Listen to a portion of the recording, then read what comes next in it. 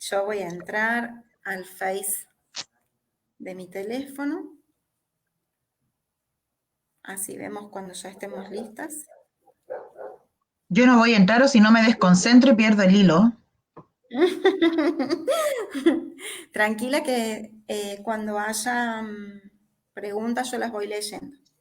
Sí. Ahí estamos. Vamos a ver, esperar unos minutitos que se conecten, que nos vayan viendo. Porque si no, no tiene sentido que estemos hablando las dos solitas. Nosotras ya nos conocemos. Claro. Buenas noches, nos saluda Nadia, que ya está mirándonos. Vamos a ver. Vamos a esperar unos minutitos más. Tenemos 2. De paso que nos cuenten si se ve bien.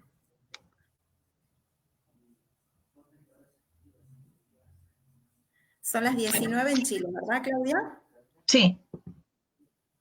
Bien, para ustedes más tempranito. No, son las 20. Ah, también, 25. ¿ya estamos al mismo horario? Sí, porque nosotros estamos con horario de verano ya. Ah, buenísimo. Hay otro país que también entró en horario de verano. No sé quién, no sé si Perú, leí o algo así. Pero alguien Ah, no más. sé, lo desconozco. Pero nosotros ya entramos al horario de verano, así que estamos iguales con Argentina y Uruguay. Perfecto. Bueno, Nadia nos dice que se ve y se escucha perfecto. Fabuloso. Buenísimo.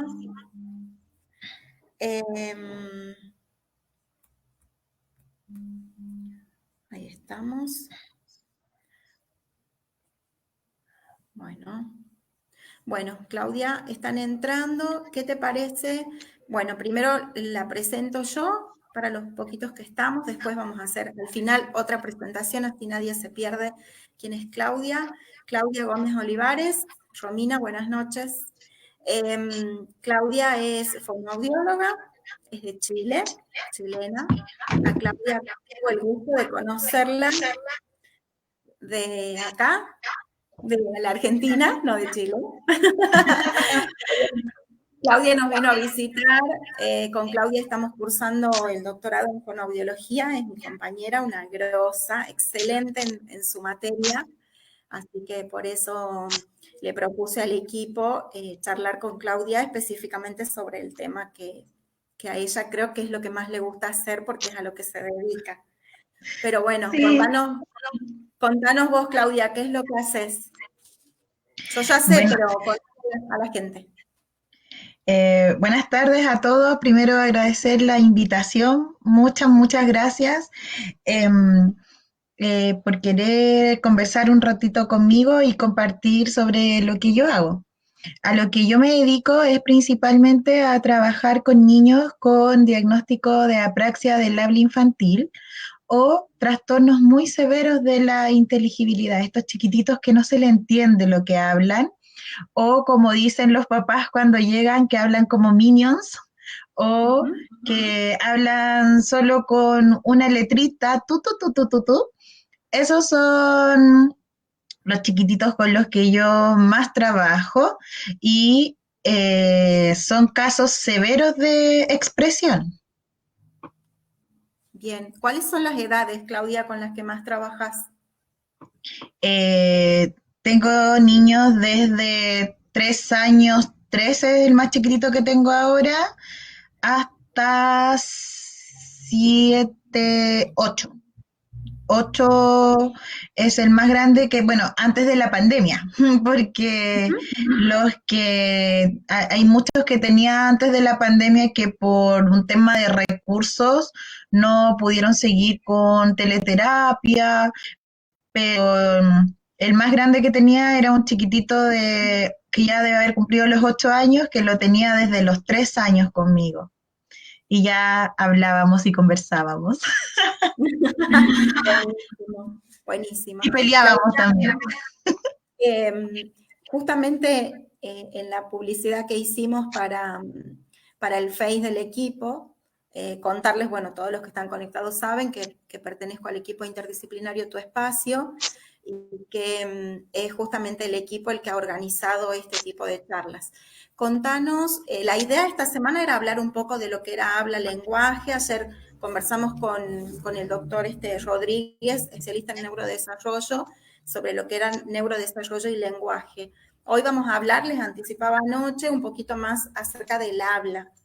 Vos me decías recién, les contabas a ellos, porque yo ya te conozco, yo ya lo sé, que te dedicas específicamente a lo que es la apraxia del habla infantil. Contanos qué es la apraxia del habla infantil. Bueno, la apraxia del habla infantil es un trastorno del desarrollo que afecta principalmente la inteligibilidad del habla, o sea, la forma de expresarse de los niños y esta se puede presentar en ausencia de algún trastorno de base, como también puede concomitar con un trastorno de base. O sea, podemos tener chiquititos con apraxia que no tengan ninguna patología médica diagnosticada y también podemos tener niños con apraxia del habla infantil teniendo síndrome de Down, por ejemplo, teniendo alguna discapacidad intelectual, puede concomitar con otros trastornos, puede concomitar también con el autismo. Entonces es una patología súper versátil, muy difícil para nosotros los hispanohablantes identificarla de manera precisa y tratarla porque en español no tenemos herramientas para evaluar. No tenemos instrumentos, sino que todo va en el criterio clínico del evaluador, del fonoaudiólogo que hace la evaluación y la pesquisa para poder luego orientar ese tratamiento. Entonces, son niños que se caracterizan por no hablar casi nada, o por hablar muy poquito, niños que dicen una sola sílaba, como decía, los tutututu, como que hablan en otro idioma, como si fue, como los minions, como dice mi papá, son niños que también pueden presentar como introversión porque hablan y no les entienden, entonces se empiezan a ir más para adentro, a cohibirse y como a perder la esperanza en que les entiendan, entonces empiezan a ser niños un poco más retraídos. También son niños que tratan por todos los medios de comunicarse, tratan de darse a entender. O sea, no es un niño que no quiera hablar, sino que definitivamente no puede hacerlo. Entonces, al tener estas características particulares, la apraxia del habla, sí, por todo lo que yo les he ido comentando, se puede confundir con trastornos de lenguaje, ¿cierto? O sea, no hemos topado. Yo estoy de características y muchos papás dicen, ay, pero es como mi hijo, pero mi hijo yo no lo entiendo. Exacto, pero la apraxia es un trastorno tan específico que no responde a los tratamientos tradicionales del lenguaje. Por eso es sumamente importante poder hacer las pesquisas tempranas, conocerla, identificarla, para que los papás puedan tener esta sospecha y acudir a un profesional idóneo para poder diagnosticarla. Bien. Claudia, ¿cuál es la edad en la que consultan los papás generalmente? Mira, lamentablemente en Chile y la realidad en Chile es que consultan más grandes, o sea, o consultan muy chiquititos cuando tienen el hermanito o el primito que no habla o que habla todo y el hijo no habla, ahí consultan chiquitito. Si no, consultan cuando ya han pasado el periodo de escuela de lenguaje. ¿Por qué? Porque nosotros tenemos un sistema de educación que dentro de la educación especial incluye las escuelas de lenguaje, donde se atiende de lunes a viernes como si fuese un jardín infantil a niños de 3 a 5 años y ahí tienen fonoaudiólogas y educadores diferenciales.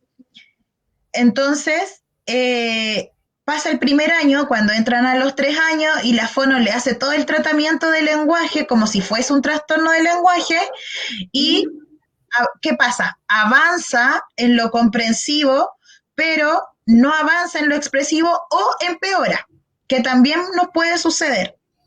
Y pasamos al segundo año, ya en kinder vamos a solucionar, pre-kinder.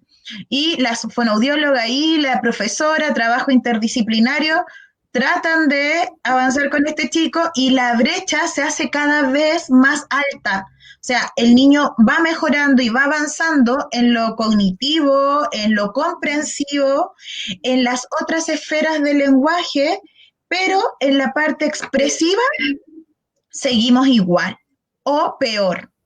Entonces, ahí ya a los 4 años, 5 años, las mismas fonoaudiólogas empiezan, esto puede que sea una apraxia.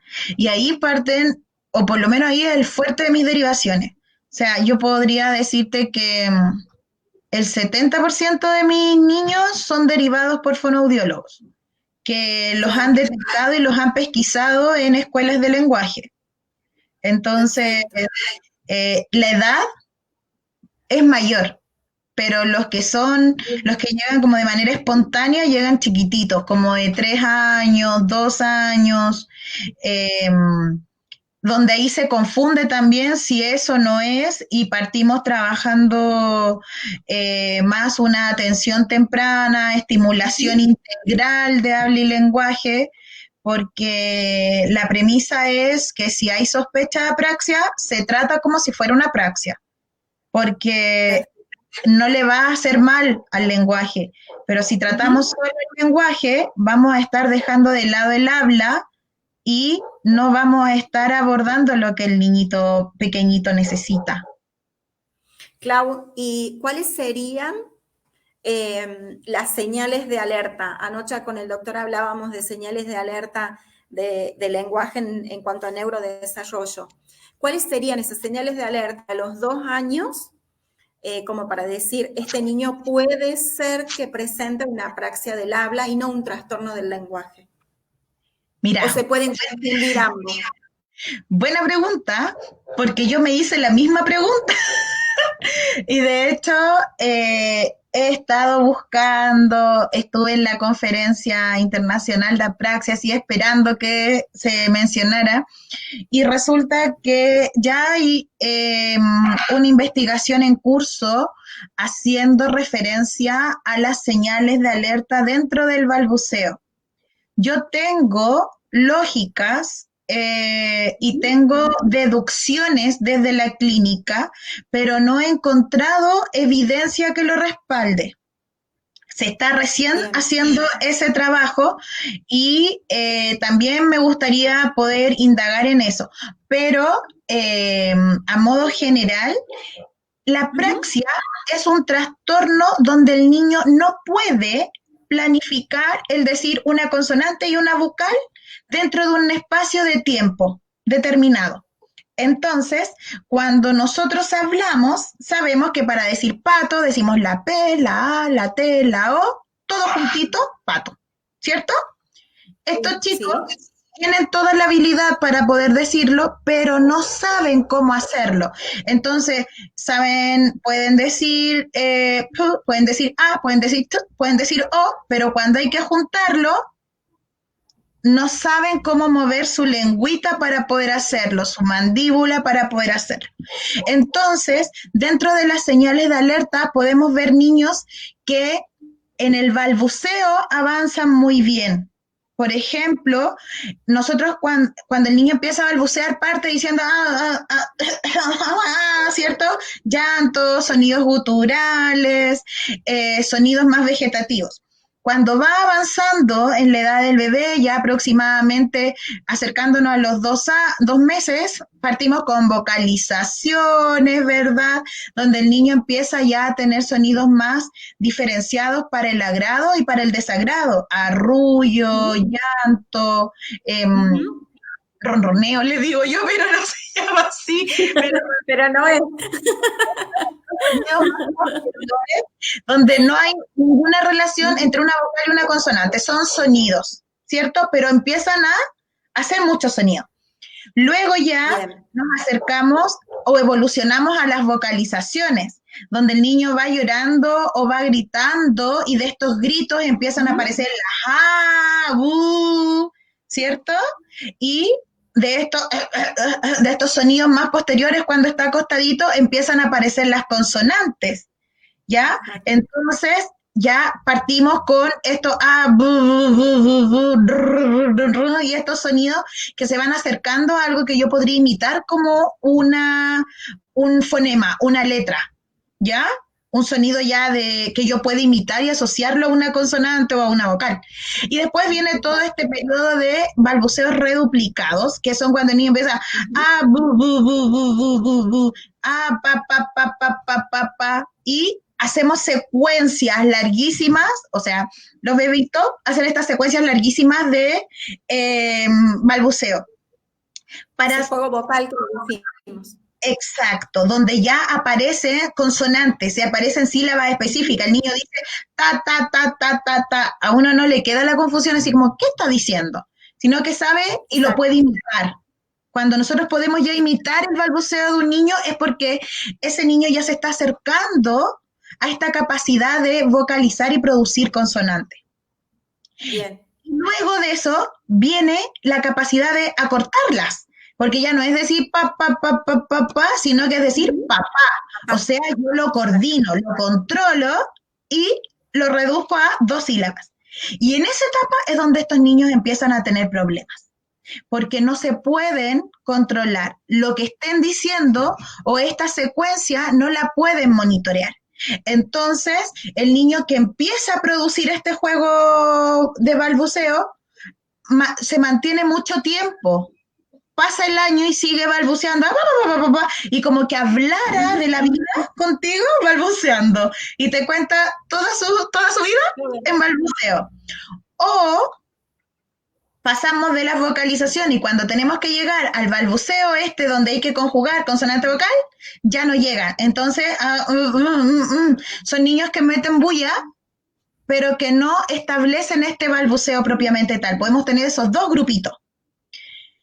Y de ahí en adelante, el llegar a formar las palabras les cuesta muchísimo. O sea, yo te digo, la mayoría de mis niños de 3 años, con suerte dicen mamá o papá, con suerte.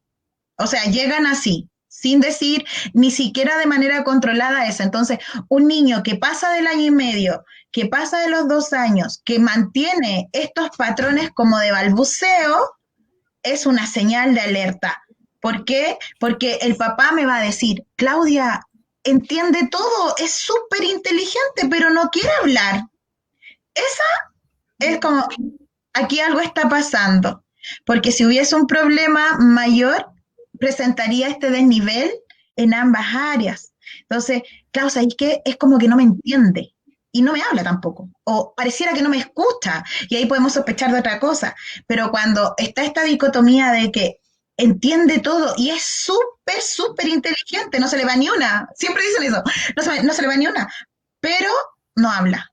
Esa es la gran, gran señal de alerta. Mantener patrones de balbuceo o no avanzar en el balbuceo y que sean niños que ya no están generando palabras, que mantienen el balbuceo o no están hablando nada. ¿Esa suele ser la mayor consulta de los papás? ¿Esto Sí. de no me quiere hablar? Sí, absolutamente. Por eso pensaba yo ese nombre como... no habla o no, mira, buena palabra, porque tú me dices no quiere hablar, y esa frase también la he escuchado mucho, porque me dicen, no tía, si él hace todo solo, va, come, abre el refrigerador, saca su juguete, ordena su juguete, yo lo reto, le mando la pieza, él se va, pero cuando él quiere conversar, no quiere hablar. Si tú no le haces caso con gestos, no quiere. Y eso es mi primera sesión terapéutica. No es que no quiera, es que no puede. Porque él quiere, con todas sus ganas quiere, pero resulta que hay algo que lo está frenando y no puede. Bien. Claudia, ¿cómo saber si es un trastorno del habla o es un trastorno del lenguaje? ¿Cómo se hace la diferencia, la diferenciación? Mira, lo voy a ir diciendo así como para los papás y Sí, para, si es que hay algún fonoaudiólogo también que nos esté mirando, como para decírselo un poquito más en la evaluación. Eh, Tips súper fáciles. Cuando nosotros tenemos un chiquitito que habla muy enredado y yo le digo, por ejemplo, pero hijo, el hijo me dice, mira mamá, Marisopa. Y tú le dices, pero hijo, no se dice así, se dice mariposa. Eso dije, marisopa. Pero se dice marisopa. No, papá, marisopa. Es como, ¿cómo no entiendes? Eso claro, es típico de un trastorno fonológico, típico de un trastorno de lenguaje, donde el niño no puede organizar muy bien las letras dentro de la palabra, los fonemas dentro de esta palabra. En cambio, un niño con apraxia del habla me va a decir, mamá, pocha. Y tú le dices, una mariposa. Sí, a totocha. Ah, mírame, ¿se dice totocha? Se dice a para pocha. Y todas las veces que repite, repite algo distinto. Yo le puedo bien, decir, hijo, mírame, mariposa. O yo uso las manos porque todo el día hablo con las manos. Hijo, mírame, mariposa. Y el niño me dice, para pocha. O sea, lo dijo 4 veces y las 4 veces de manera distinta. Eso diferentes. fijo que es una praxia, sí, porque no hay un patrón de orden. Él trata, él quiere. Otra cosa súper, súper clave es que se fuerza. No se fuerza así como que termina cansado. No, se esfuerza Bien, en corregirse. Es una parapocha. No, no. A topocha. No, no. A chapoda. Y eso se llama tanteos. O sea, el niño va tratando, va probando. A ver, lo digo así, no me resultó, lo digo así. Y eso también es súper clave. El niño se da cuenta que no lo dice bien. En los trastornos fonológicos, el niño bien. está convencido que lo dijo regio. No, mamá, Eso te, Marisopa. Oh. eso te iba a Entonces, preguntar, ¿se dan cuenta? absolutamente. Ellos, Porque viste que lo que suelen hacer los papás y a veces los fonos también en tratamiento es un poco exigir, ¿sí? Que lo pronuncie bien. Si yo te doy el modelo, entonces como que se exige un poco y lo escuchamos mucho más de los papás. Es yo lo hago que exacto. me repita y esto de decirles, si no lo decís bien, no te entiendo. ¿Qué efecto tiene eso en el niño? En los niños con apraxia del habla infantil es fatal, porque si tú no les das la clave, no le das la ayuda que ellos necesitan, no vamos a llegar. Otra cosa que también es un muy buen dato es, por ejemplo, estar jugando y pu, pu, oh, chocó el auto. No, no diga, chocó auto. Y la mamá así como, dijo auto. A ver, Pepito, ¿qué dijiste? Boom, boom, tato. Auto, to, pato, pototo. No porque lo diga una vez bien, significa que cuando yo se lo pida lo va a poder repetir bien. Versus cuando es un trastorno del lenguaje, yo le puedo decir, el niño dijo, tomato, no, Pepito, mírame, auto. Y el niño escucha y dice, auto. Y es capaz de imitar todo lo que yo digo. Puede hacerlo, a menos que no lo pueda pronunciar, que de eso ya va a hablar Franklin Susanibar cuando toque los TCH, ¿cierto? Y que no tenga la Ujú. capacidad de poder ejecutar el movimiento. Ahí que diga el niño, por ejemplo, pello en vez de perro. Entonces yo le digo, pero este es un perro. Sí, es un perro. Trata de hacerlo. En cambio, mi enano, los niños con apraxia del habla infantil, perro. Y tú le dices, mira, no se dice perro, se dice perro. Pello. El niño va a decir peto, no, yo, no, yo, y no va a poder. Pero si yo se lo digo auditivamente, no va a poder nunca. En cambio, si yo le ayudo y le toco la cara, lo mapeo, o sea, yo le enseño a mover sus labios, su mandíbula, su lengua, el niño podría mejorar. Entonces yo le digo, mira, se dice perro. A ver, tú, perro. Y lo toco, lo ayudo, el niño puede mostrar una organización. Entonces yo le digo, a ver, digámoslo juntos. Y yo le llevo sus labios para atrás o para adelante, dependiendo la palabra que lo está ayudando a hacer, y va a haber una diferencia. Y esa, para las fonoaudiólogas, para los fonoaudiólogos y para los papás, es clave. Si el niño, yo le doy un estímulo auditivo, no responde, pero yo lo mapeo y le doy la ayuda táctil y responde apraxia. ¿Va? Sospechas de apraxia fija, porque estamos dándole el canal que necesita. El tratamiento específico del que yo te hablaba es un tipo de tratamiento que se llama propioceptivo táctil y que en la corriente lingüística no la usamos casi nunca. O sea, un fonoaudiólogo que toque porque sí al niño debe ser 1 de cada 100, pero un fonoaudiólogo que se dedica a apraxia y que no toque al niño es porque no sabe trabajar apraxia.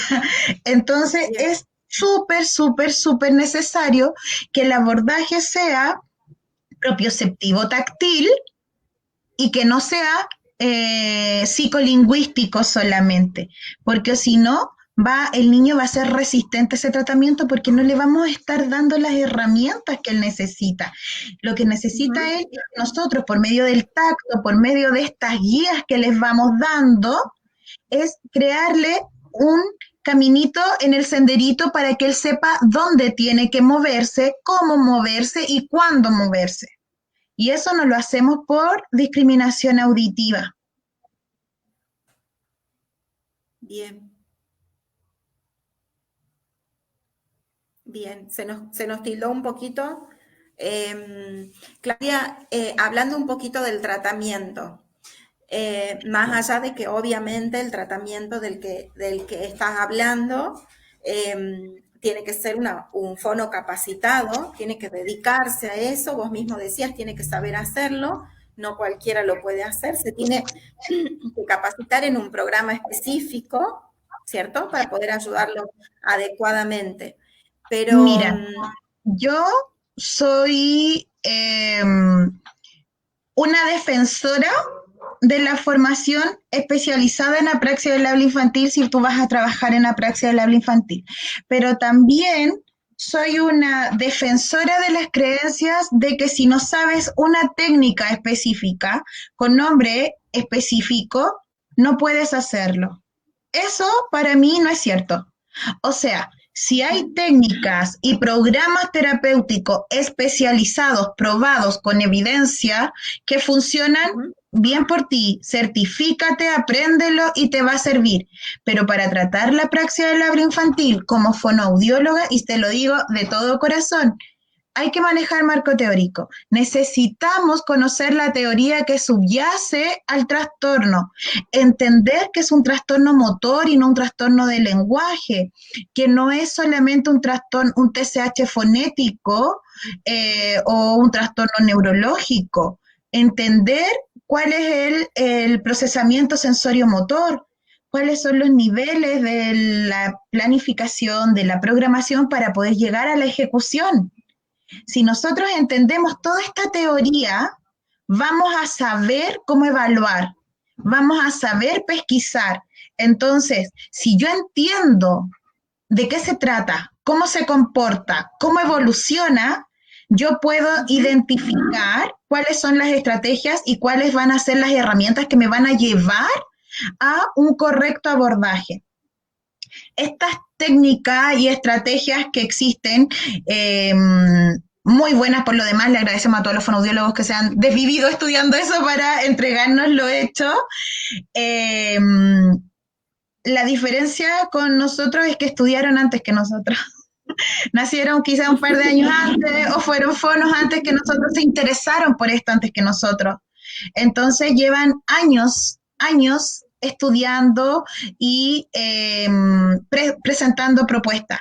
Entonces, yo invito a los fonoaudiólogos que quieran trabajar en la praxis del habla infantil, la conozcan, la estudien, vean de qué se trata, cuáles son las bases del tratamiento, porque toda técnica también tiene bases teóricas a la base. Si yo entiendo esas bases teóricas que sustentan un tratamiento, voy a entender principios de aprendizaje motor, estrategias propioceptiva táctiles, voy a aprender de fonotaxis, voy a aprender de mapping, voy a aprender de organización, control motor oral, que son conceptos que no los estudiamos ni no los vemos en lingüística, no los vemos en la clínica psicolingüística. Entonces, una vez que yo estudio, que yo tengo claro, que ya sé lo que sé y lo que no sé, porque ya lo estoy haciendo, ahí yo digo, ok, ahora me voy a especializar en esto, en una técnica o en una estrategia o en un programa. Bueno, programas nosotros lamentablemente no podemos porque todos los programas están hechos en inglés. Estamos trabajando para usted para poder crear algo en español. Pero... Trabaja mucho. En eso estamos, en eso estamos. Por ahora estamos tratando de crear algo para evaluar y poder ayudar a los colegas fonoaudiólogos en la pesquisa, que eso ya está un poquito más cocinado, pero el tratamiento en español nos queda un poco harto todavía. Pero ahí estamos, dándole para poder ayudar a los colegas y los papás. Tengo una pregunta de Nadia. Nadia nos dice, si no es un profesional adecuado y especializado en el tema, ¿puede hacerle algún daño al niño? Difícil la pregunta. Mira, nadie va a matar a tu hijo haciéndole una terapia de lenguaje en vez de una terapia de habla. Eso no va a pasar. Pero nosotros jugamos con la calidad de vida de las personas. Entonces, si nosotros no sabemos identificar tempranamente una praxis del habla infantil, no la sabemos tratar tempranamente, lo que estamos quitándole al niño son oportunidades tempranas. Vamos a estar dándole un tratamiento ineficiente por 1, por 2, por 3 años, que ya sabemos que están en un periodo crítico de desarrollo, donde su cerebrito está ahí a full, concentrando para crecer. Es como darle energía al cerebro. Si yo no lo alimento, no lo estimulo, no lo hago crecer, porque estoy haciendo otra cosa, lo tengo a dieta, cuando el niño termine su proceso de desarrollo del cerebrito a los 6, 7 años, en cuanto a lo que es habla y lenguaje, no, porque después obviamente sigue creciendo mucho y aprendiendo mucho, vamos a haber perdido un periodo de tiempo increíble. O sea, nosotros los PIC de desarrollo lingüístico los tenemos al año, a los 3 años, a los 6 años, ¿cierto? Entonces, si es chiquitito. No, si esto es un trastorno de lenguaje. No, si es que mi hijo es regalón. Es que por eso no habla. Pero va a hablar. Es que yo también hablé tarde.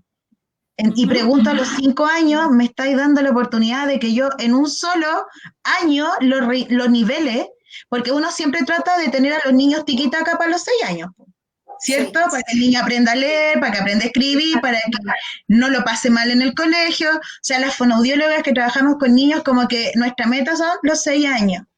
Pero me lo trajiste a los 5. Entonces, como yo le digo a mi papá, yo he estudiado harto, mucho, y nunca me han enseñado magia. Entonces, no hago milagros, no hago trucos de magia. Necesitamos trabajo, tiempo, esfuerzo, dedicación y el tiempo en los niños con apraxia es fundamental. Mientras más chico, mejor. No es grave, no le vamos a hacer un daño, no le vamos a provocar otro trastorno, no vamos a afectar, nos vamos a generar algo más grave en él. Pero sí le vamos a estar restando oportunidades de que se pueda comunicar mejor más tempranamente, oportunidades de socialización, Si le restamos socialización, vamos a estar interfiriendo también en su personalidad, en el desarrollo de su autoimagen, de su autoestima. Entonces, eh, el poder atenderlos tempranito es calidad de vida. Daño, podríamos decir que sí va a haber daño por las consecuencias, pero daño así como que vamos a generar otro trastorno, eso no debiera pasar. Tampoco le vamos a generar un mal de vida. ¿Qué consecuencias podemos tener? ¿Cómo? ¿Cuáles pueden ser las consecuencias, digo, de no hacerlo tempranamente, de que no se diagnostique y se trate de forma temprana? ¿Cuáles pueden ser las consecuencias? Bueno, las consecuencias básicamente va a ir asociada a los resultados positivos que vamos a poder alcanzar. Mientras más temprano, mayor cantidad de resultados positivos podemos alcanzar. Pueden llegar a hablar de manera típica, muy cercano a lo normal, incluso pasar desapercibido si se puede. Ahora, yo no he leído nada, ni la experiencia, ni en mis conversatorios con colegas que nos dedicamos a esto, niños que llegan muy tardíos, chiquititos de 8, de 9 años, de 12 le llegó ahora una colega, que podamos decir, ya voy a trabajar 8 años con él, 10 años con él y lo voy a dejar impeque, no hemos visto esos resultados. Tampoco los he leído dentro de la evidencia. Pero sí resultados de mientras más chiquitito podemos encontrar muchísimos más avances. Igual es importante recordar que yo dije que puede estar solito o asociado a otro trastorno. Entonces también depende del otro trastorno. Si tenemos un niño con síndrome de Down, si tenemos un niño con parálisis cerebral, un niño con déficit intelectual, ahí vamos a tener que ir nivelando y evaluando si las dificultades son por su trastorno de base o por la praxia del habla que estemos viendo en ese caso, para saber cuándo es el techo.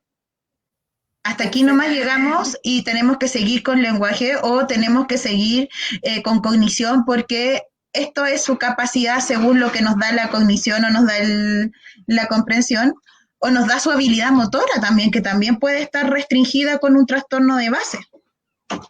Perfecto. Creo que es obvio decir, pero te lo voy a preguntar igual por las dudas, que cuando es puro, cuando estamos hablando solamente de una apraxia del habla infantil que no esté asociada a nada más, el pronóstico va a ser mucho mejor. Claramente, sí. Sí. Sí, porque, por ejemplo, si tenemos una apraxia del habla infantil asociada a un niño con trastorno del espectro autista, ahí se genera una mezcla compleja, porque son niños que rehuyen el tacto en muchas ocasiones, ¿cierto? Que son hiperresponsivo táctil, o sea que uno los toca y ellos les molesta, incluso a veces pueden tener reacciones aversivas al tacto, y yo necesito tocarlo. Entonces necesito llevar sus labios, su mandíbula, dirigir un poquito su lengua, y si no lo puedo hacer con tacto, se hace un poco más difícil. No imposible. Yo puedo generar estrategias de cómo ir haciendo un mapping, por ejemplo, que yo me toque a mí misma y mostrarle el cambio que se genera en la boca cuando yo hago o cuando hago i. Puedo hacer ese cambio con mi cuerpo, pero es mucho más rápido si yo lo toco y lo genero en su cuerpo.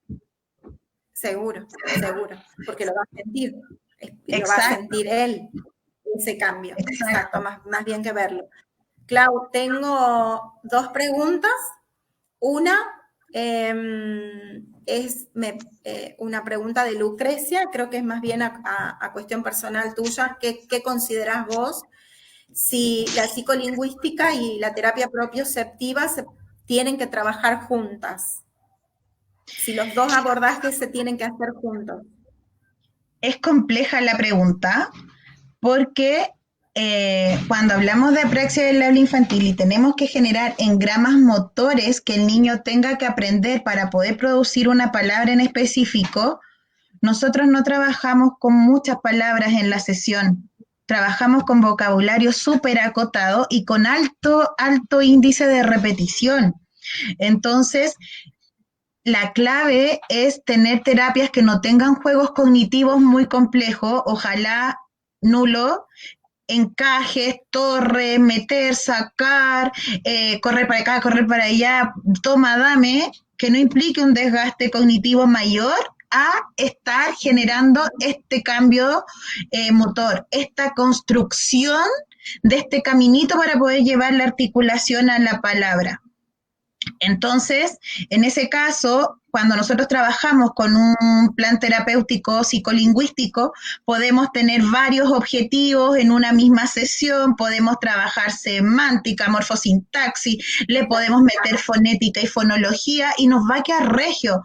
Va a ser redondita una sesión donde yo voy a poder intervenir muchas cosas a la vez y mientras más hablamos, más jugamos, más le vamos poniendo, el niño se ve más enriquecido y en la praxia eso no pasa. Tenemos que ir foco a foco. Ahora, yo no me olvido de que el niño, aparte de aprender a hablar, tiene que tener algo que hablar, algo que decir. Entonces, igual vamos trabajando, por ejemplo, si voy a trabajar con animales, yo hago toda la parte lingüística. Ay, estos son animales, son de la granja, porque no viven en la selva, porque no son salvajes, y voy haciendo yo ese juego, y a él le dejo solamente, por ejemplo, pato. Vamos a trabajar pato. Entonces, vamos a decir, y mira, ¿el mono es un animal salvaje o un animal de la granja? Salvaje, pero el mono quiere conocer al pato, llámalo, que llame. Entonces, que el mono llame al pato, que el cocodrilo llame al pato, y el niño solo dice pato. Entonces, ahí la imaginación hay que hacerla, hay que estrujarla para que podamos crear instancias terapéuticas donde podamos hacer que el niño repita muchas veces, podamos hacer los mapeos necesarios, podamos darle las ayudas propioceptivas táctiles y que vaya aprendiendo otras cosas. Yo personalmente a los chicos los veo, por ejemplo, 2, 3 veces yo y tiene otra fono para el lenguaje. O yo me coordino con la fonoaudióloga de la escuela de lenguaje. Entonces le digo a la fono de la escuela, no hagas fonética y fonología o haz solo fonología, pero no hagas nada articulatorio y yo me aboco exclusivamente a la parte articulatoria y compartimos. Entonces yo le digo, mira, ocupé esta clave, estoy trabajando con este mapeo táctil y ella lo refuerza también cuando lo incluya dentro de su terapia de lenguaje. Perfecto. Tengo otra pregunta. ¿Se emplean SAC en el tratamiento de los niños con apraxia? ¿Los sistemas alternativos? Si se emplean los SAC, los sistemas alternativos y aumentativos de comunicación en la terapia de los niños con apraxia. Cuando son niños que no se logran verbalizar, sí, absolutamente. Cuando son niños que tienen un nivel de restricción verbal muy alta, también. Pero sí se ocupan como apoyo para que siempre esté la organización que los pueda llevar a una producción oral. También hay que ser realista y quizás pueden haber niños que sean tan severos con un nivel cognitivo muy bajito, un nivel de apraxia muy alto, que no podamos avanzar tanto y ahí se prioriza la comunicación. Bien, bien, ¿qué es lo que hablábamos recién? Va a depender de si está asociado o no con algo. Exacto. Si es cura o no. Clau, hay algo que siempre me llamó la atención, no está en las preguntas de los que nos están escuchando, pero yo te la voy a hacer igual. Es tuya. La prosodia en los niños con apraxia del habla. Me parece que la prosodia es algo característico en ellos. La prosodia es súper importante, porque siempre va a ser necesaria para el punto final. Esto es como una carrerita. Primero partimos con saber mover las estructuras del habla, ¿cierto? Sabemos regular la mandíbula, los labios, la lengua, primer paso. Luego aprendemos a coarticular. a juntar en sílabas, en palabras, para poder empezar a comunicarnos con sentido. Luego la frase, la oración, el texto, pero el fin último, nuestro objetivo final, debe ser una comunicación efectiva y funcional. Y la forma en la que el ser humano se comunica es conversando. Y la conversación sin prosodia no es conversación. Entonces tenemos que tenerla en consideración. En los niños con apraxia, la prosodia se ve súper interferida por los tanteos, por ejemplo, y ocurre un fenómeno súper interesante. Hay chiquititos que están súper restringidos articulatoriamente, pero prosódicamente un 7. Tú,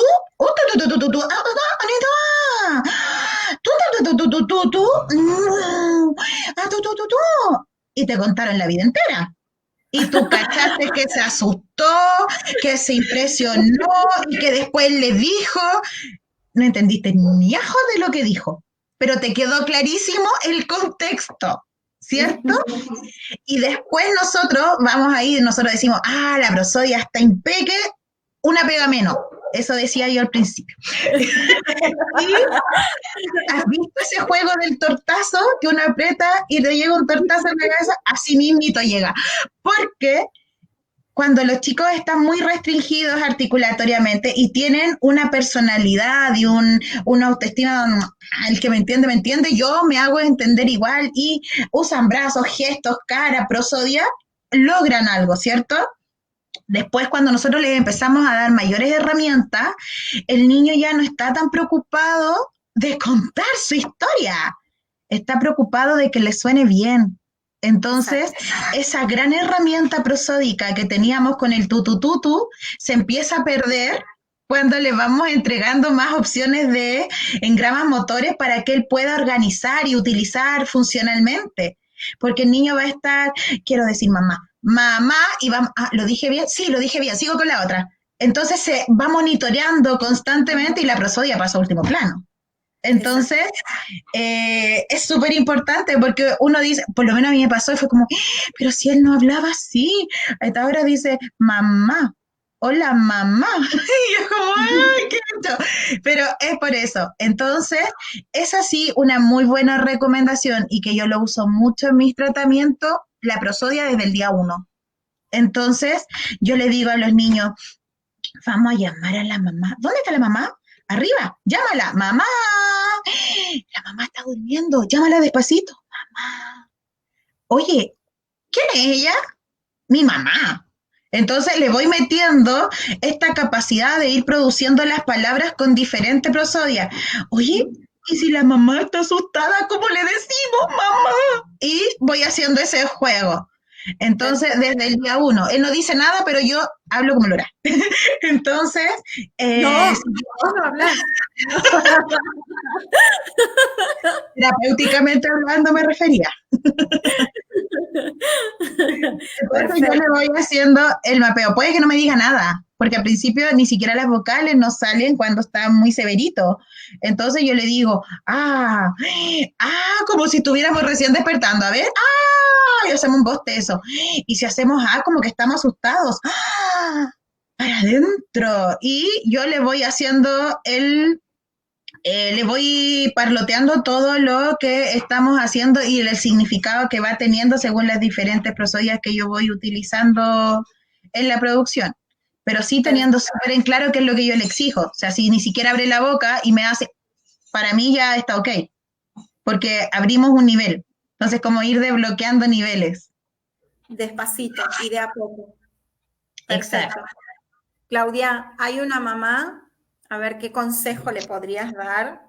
Ella dice que tiene una nena de 6 años con diagnóstico de TEA y solo tiene sonidos diferentes. ¿Qué consejo? Solo tiene sonidos. ¿Cómo es eso que solo tiene sonidos diferentes? Solo nos pone eso. Mi hija tiene 6 años, no habla palabras, solo sonidos diferentes. Su diagnóstico es TEA. No sé tampoco si está en terapia o no, que eso también sería importante conocerlo. Claro. Entender qué tipo de trabajo se va a hacer. Pero Mira, ¿Qué a les modo de consejo sería, en el TEA, el TEA en sí es un mundo aparte, recomiendo? porque hay que ir diferenciando cuánto de lo comunicativo responde el TEA y Ujú, cuánto se ve restringido por la apraxia del habla infantil. Porque la apraxia del habla infantil, dentro de las características que el niño quiere comunicar, que el niño quiere expresarse, que intenta por todos los medios decirlo. Pero si estamos a la base con un TEA donde la comunicación al otro no es lo más importante para el niño, vamos te a tener comprendo. que limpiar este pajar, empezar a clasificar, armar cuadradito y ver, ya, esto es TEA, esto, pero cuando él me quiere hablar, resulta que él no me habla, pero cuando él quiere hablar, en ese momento yo tengo que empezar a mapear para ver que diga dame, por ejemplo, dame. Entonces yo ahí empiezo a trabajar en ese momento, en esa instancia en el que el niño quiere comunicar, porque si no, se hace súper difícil el poder discernir cuál es la patología. Y ahí el trabajo fono mamá, fono papá, fono familia es así, Fundamental, ¿no? que el papá, la mamá, la abuela, la familia son los que van a generar estas instancias de quiero hablar. Y Exacto. cuando esto suceda, ellos van a necesitar la herramienta que el fonoaudiólogo le tiene que entregar. Ujú. Entonces, ahí es un trabajo súper, súper interdisciplinario, porque yo me atrevería a decir que no habría fonoaudiólogo que haga funcionar eso sin la ayuda de los papás. Seguro. Y eso A lo pasa mejor siempre. los especialistas de TEA a lo mejor dicen, no, yo lo hago, pero a mí me tinca que no. No, no, no, nadie lo puede hacer solo. O sea, ayer lo conversábamos con el doctor Rodríguez anoche, que esto es un trabajo, la familia forma parte del equipo. Y sin Exacto, la ayuda de la familia exacto. no hay equipo. Más allá de que, bueno, y la mamá envía otro mensaje diciéndonos que no, que la nena no hace terapia. Creo que eso sería fundamental, ¿no? Ese sería el Sí, primer consejo. absolutamente. Les voy a contar, no sé si tú puedes copiarlo ahí en el Facebook. Yo tuve el agrado de participar en la traducción de la guía de concientización de apraxia del habla infantil, que fue creada por Abrapraxia, que es la Asociación de Apraxia del Habla Infantil de Brasil. Y este es un librito en colores y escrito muy fácil para que los papás lo puedan entender, para que los papás se motiven también a leerlos y esclarecerlo. Es de descarga gratuita, lo pueden encontrar en la página de Apraxia Kids Brasil. Si tú les copias el link Sí. sería ideal y Después lo lo ponemos. pueden descargar. Después lo subimos a la página del Facebook del equipo donde están escuchando el vivo. Lo ponemos como una publicación para que lo puedan descargar. Está buenísimo. Cuando vos me lo pasaste lo leí y la verdad que está muy lindo. Así que ya lo vamos a subir. Ahora nomás, apenas terminemos, lo subimos como link para que lo puedan descargar. Claudia, Buenísimo. Yo ¿qué creo que más? ahí la mamá se podría ayudar bastante. Lo otro que le puede, como para ayudar a la mamá, Sí, si tiene Instagram, que me siga en mi Instagram, Claudia-Gómez-Fonaudióloga. Y yo tengo algunos live hechos con estrategias para papás. O sea, hay un live que lo comparto con Daniela Gross, que es una fonoaudióloga chilena, donde vamos dando diferentes tips para usar en la casa para estimular el habla. Se supone que es habla y lenguaje, pero es lenguaje con el tips de habla, pensando en nuestros niños con apraxia del habla infantil. Así bien. que si tiene Instagram, le invito a seguirme y revisar ese video que le puede ayudar bastante también. Repetí tu Instagram, Claudia. Claudia-Gómez-Fonaudióloga. Bien, Perfecto. Después también lo ponemos cuando pongamos la publicación del librito, del libro. Ahí ponemos también tu Instagram, así te siguen. ¿Quién hace el diagnóstico de apraxia, Clau? El diagnóstico de apraxia del habla es clínico y lo hace el fonoaudiólogo. No, Y no hay opciones de tener ese diagnóstico de otra manera. Si bien podemos decir que es un diagnóstico neurológico, es una patología que no aparece en exámenes de neuroimagen. Entonces, tienen que hacerse exámenes muy específicos, funcionales, hacer estudios genéticos y así todo. Tampoco hay nada concluyente que diga que es así. Como decía en un principio, es una patología súper versátil, entonces las características que la describen son muchísimas y sus características neurológicas y genéticas también. Entonces, finalmente, lo que marca esta patología para el diagnóstico es el análisis clínico y eso lo hacemos nosotros los fonoaudiólogos. perfecto. Hay otra mamá que nos pregunta, tiene un nene de 4 años que dice palabras sueltas, no arma frases, solo dice que dice 2 palabras, por ejemplo, me pone la luz. ¿Qué recomendación? Ella pide una recomendación, dice, ¿qué me recomienda? ¿Dice la luz solo eso? ¿O solo Palabras, dice, no, ah, dice que ya, dice palabras sueltas. eh, si No dice tiene. muchas palabras diferentes y las dice sueltas, ahí habría que partir con un abordaje de lenguaje. Exacto. Eh, estimular, yo lo que siempre le recomiendo a los papás es ahorrarse un cachito. Es súper, no sé si entienden la palabra cachito, como cuando llega la época, eh, ahorrarse un problema.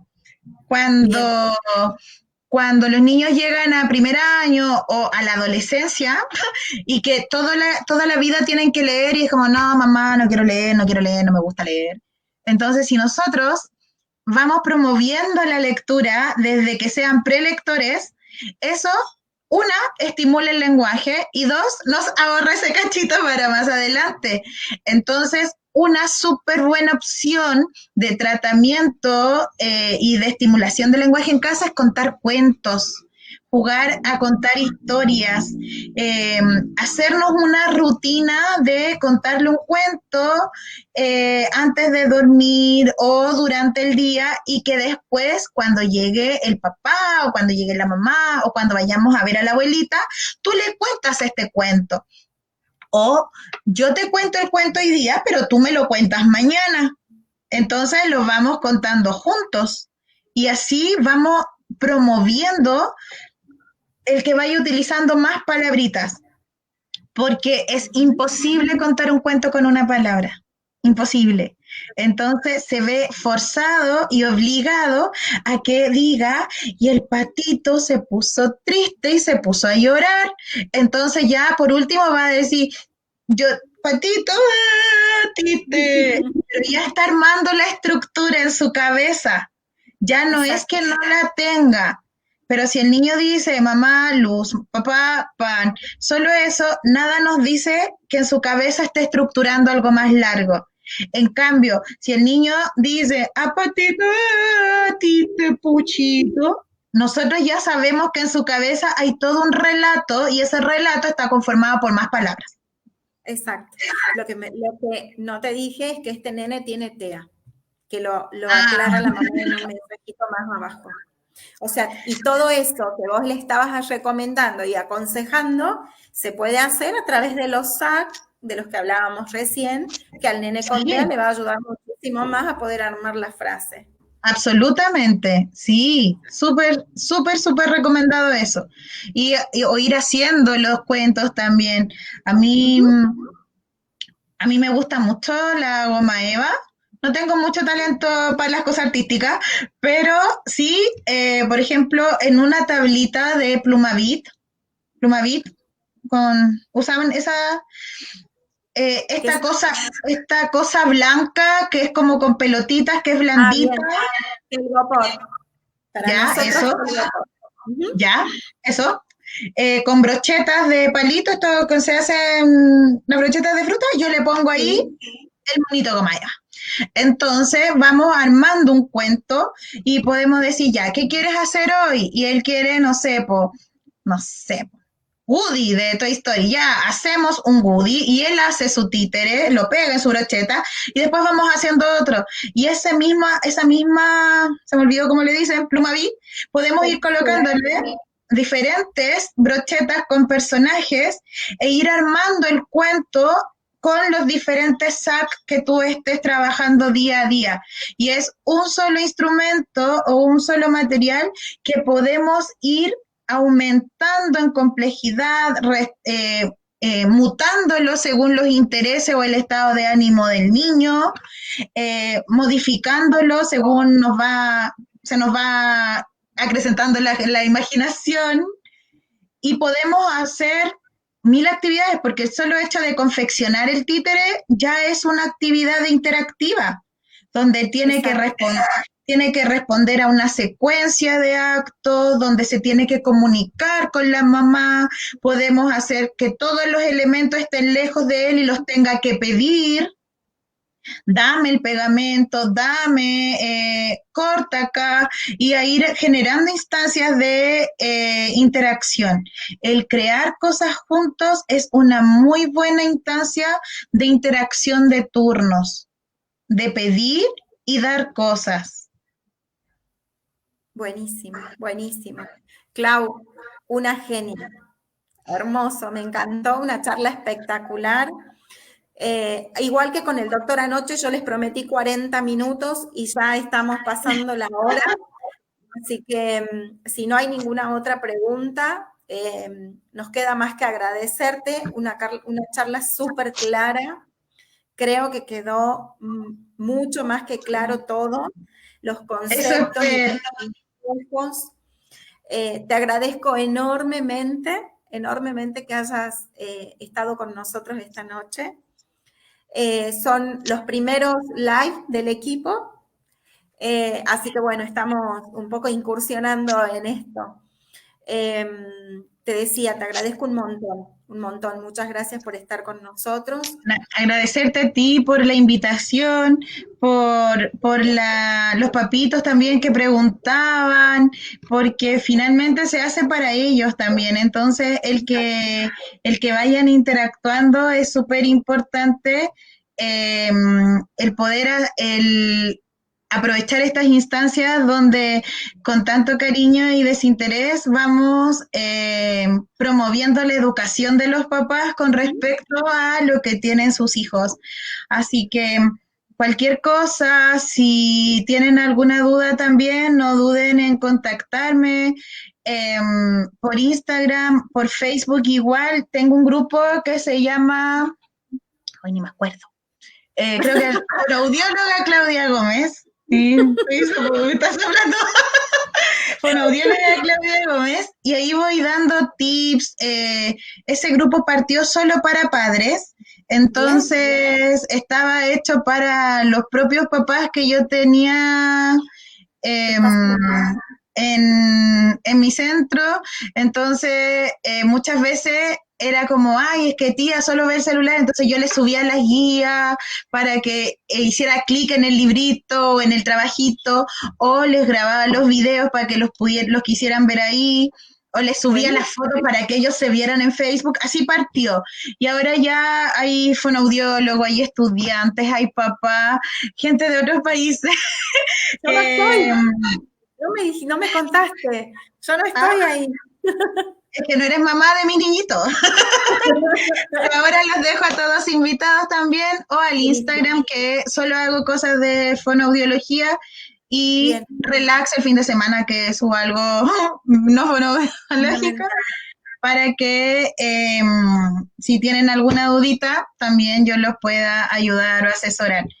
Así Bien. que eso, po. No Bueno, tengo conocidos en Tucumán, aparte de mi bella Iris, como para hacer referencias de apraxia del habla infantil, pero yo encantada, cualquier caso que ustedes tengan en tu espacio y que tengan dudas, yo feliz las ayudo y los puedo ir apoyando de aquí a la distancia. Así que Buenísimo. Muchas gracias, Clau.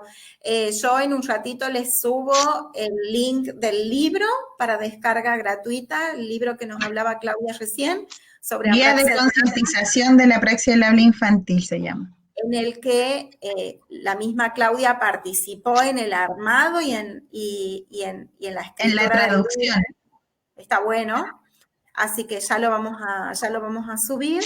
Te cuento, Claudia, que mañana tenemos otro live con una psicóloga argentina, con Romina Graef, que vamos a hablar de conducta y lenguaje. Así que los invitamos a los que nos están escuchando, que mañana a la misma hora, 20 horas, te invitamos a vos también.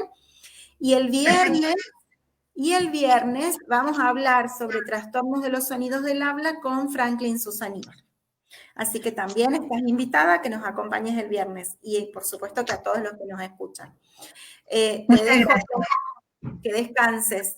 Muchas gracias y nos estamos viendo. Chao, chao a todos. A todos. Muchas gracias por escucharnos, por sintonizarnos.